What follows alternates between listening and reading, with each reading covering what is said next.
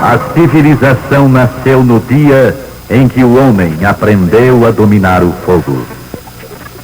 Aí ele passou a sentir menos frio, a cozinhar alimentos, a fundir metais para a fabrico dos utensílios, os instrumentos, as máquinas que tornaram possível o mundo de hoje. Mas quando ele volta às suas origens selvagens, escapando ao controle humano, acontece a tragédia do fogo.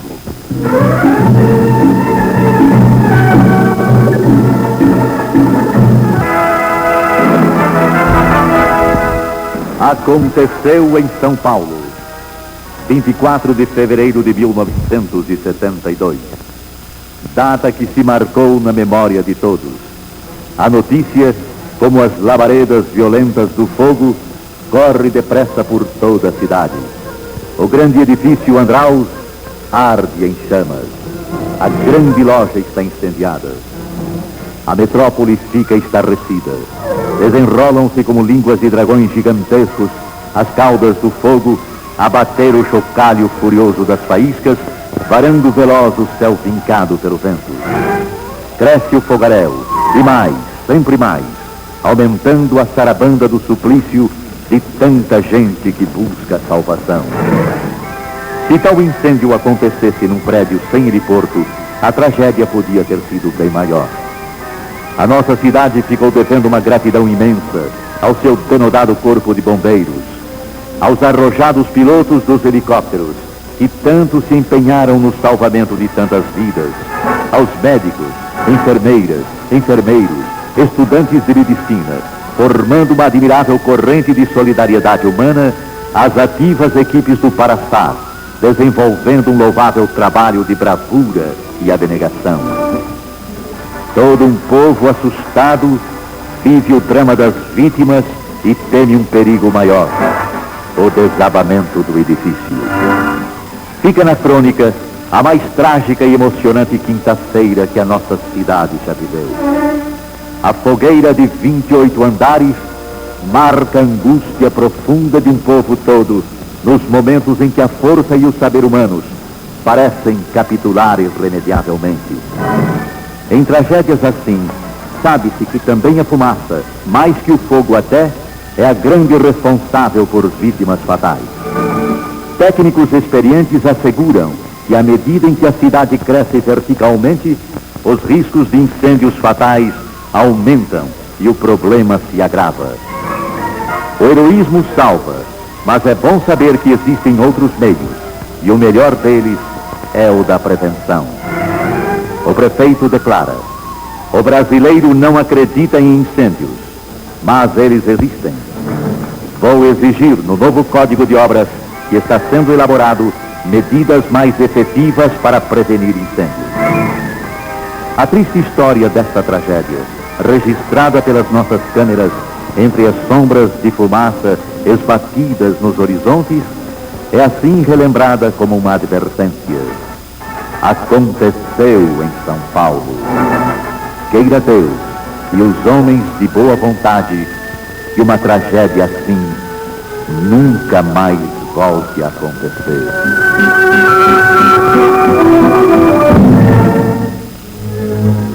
Manhã de sexta-feira, dia 1º de fevereiro de 1974.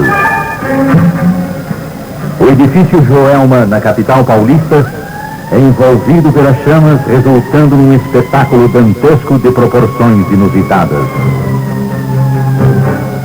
Há quase 2 anos, no dia 24 de fevereiro de 1972, diante do edifício Andraus, ainda pegando fogo, o então prefeito Figueiredo Ferraz dizia: o atual Código de Obras da cidade, código obsoleto, tem grande parcela de responsabilidade nesta tragédia.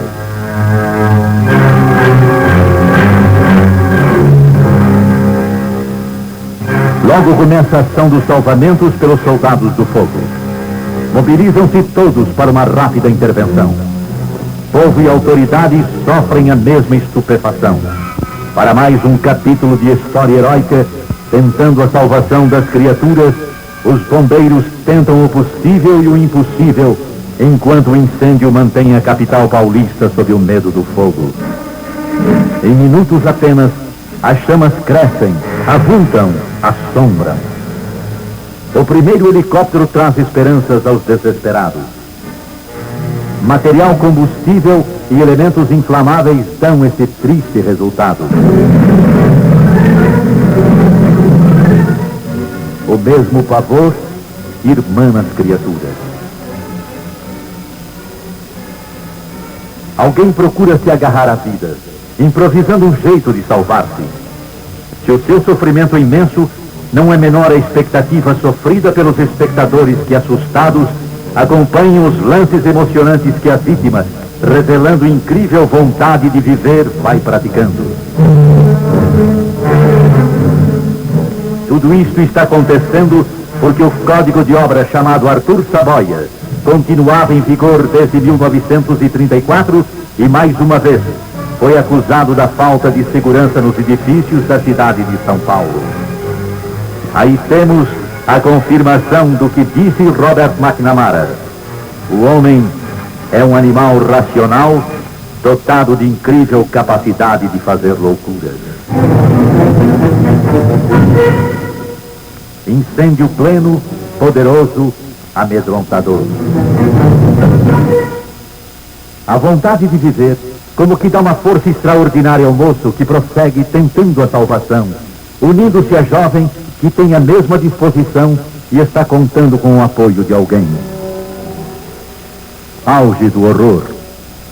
Os desesperados em pânico, querendo viver, vêm ao encontro da morte. É o ponto supremo da tragédia. Não existe quem não se emocione diante destas cenas tão amargurantes. Tentando salvar, os helicópteros também se arriscam. Todos os meios são tentados. Todos os recursos são improvisados num humanitário desejo de salvar vidas, de evitar a extensão da tragédia, de socorrer feridos.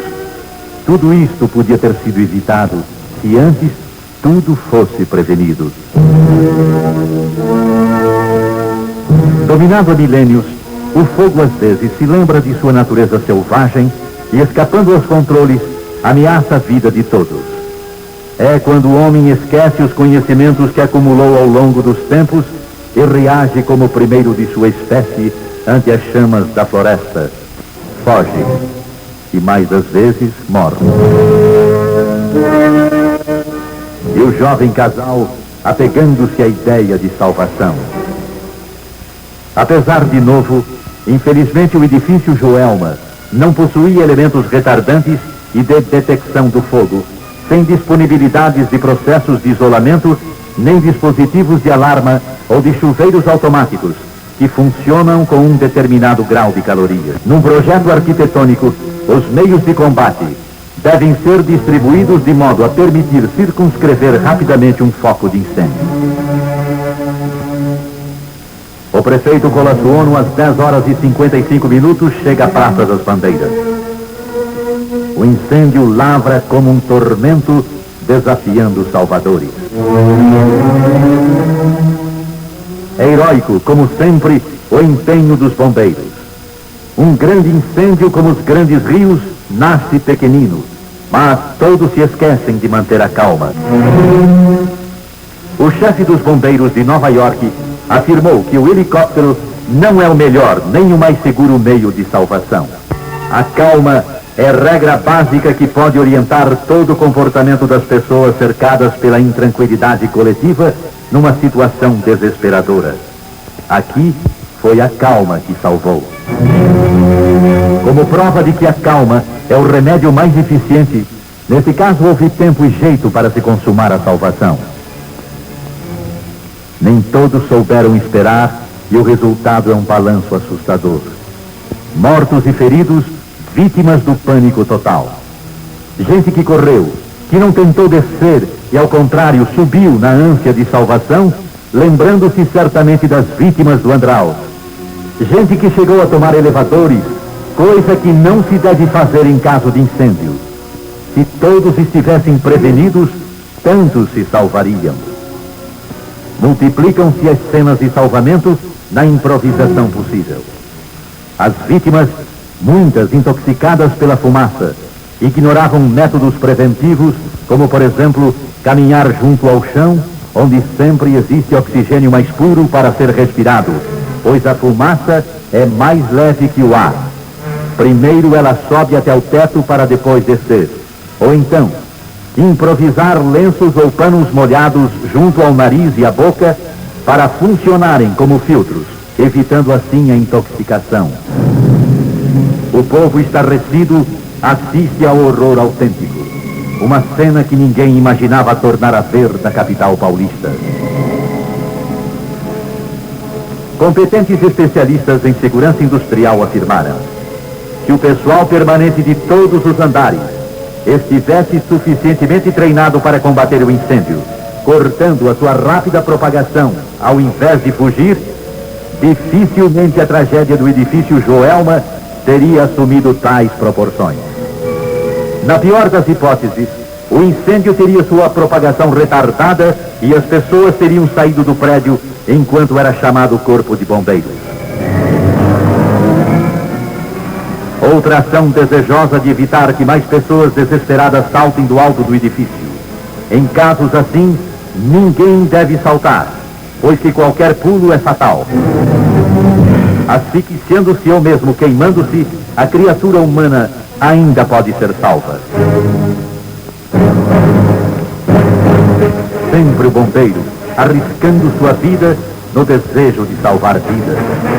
A calma, acima de tudo, é o meio mais eficiente.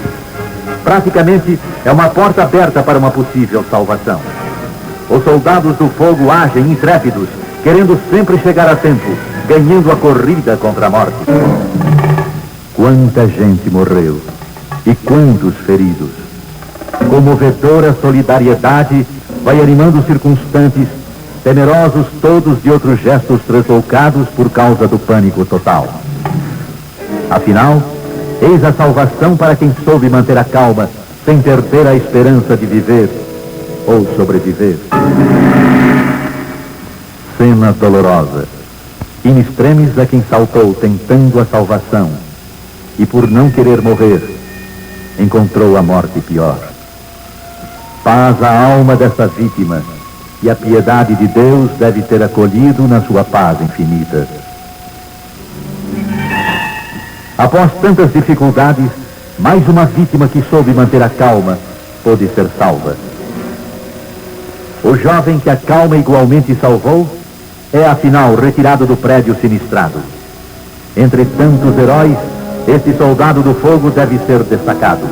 Não mediu esforços para complementar as ações salvadoras. Sempre o bombeiro heróico. Para ele pouco importam os meios. Só é importante o objetivo. Não é mais sua vida em jogo. É a vida do seu semelhante. Sem dúvida, um herói. A multidão que não arreda pé. Os helicópteros prosseguindo na tentativa improvisada de salvamento. E o edifício Joelma sem chamas, mas oferecendo ainda um cenário do perigo intoxicador. Todos sentem na própria consciência que o medo corre mais rápido que o fogo.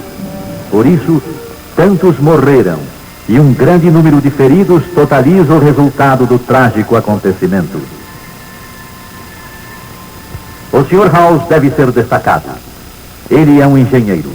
Soube manter o sangue frio em meio ao inferno surpreendente. Está salvo como prova do que dissemos. A calma é regra básica que pode orientar o comportamento de uma pessoa cercada pela intranquilidade de todos e numa situação de desespero. Sr. House, homem ajuizado, bem-vindo à vida. Um apelo às autoridades competentes e responsáveis. A equipe Souza Lima jamais deseja filmar reportagens assim, com a alma amargurada e as lágrimas nos olhos. cenário desolador. O fato emocionou a nação brasileira e causou impacto no mundo inteiro. Tantas vidas sacrificadas que ignoravam que em casos de incêndio nunca se deve tirar a roupa que protege mais o corpo do calor do que a pele nua, retardando a desidratação. Como um adeus da queimada nas sombras de fumo, esbatidas da terra assustada para um céu tristonho, fica o espectro do edifício Joelma. Trágico espectro, torrado pelo cáustico das chamas que foram violentas. Uma imagem que apunhala o olhar curioso de uma cidade amedrontada.